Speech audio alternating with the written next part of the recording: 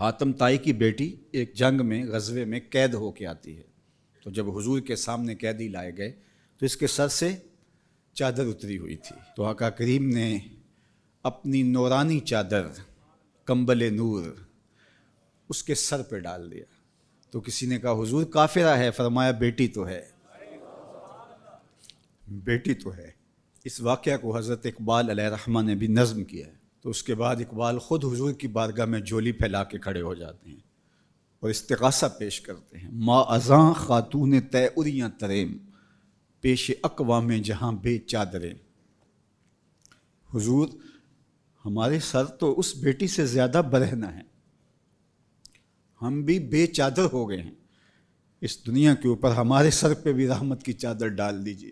آج فلسطین کے بلکتے بچے، روتی مائیں، آہیں اور سسکیاں بھرتے ہوئے مظلوم حضور سے ہی کہہ رہے ہیں، اب تو ان کے دنیا کے سارے سہارے ٹوٹ گئے ہیں۔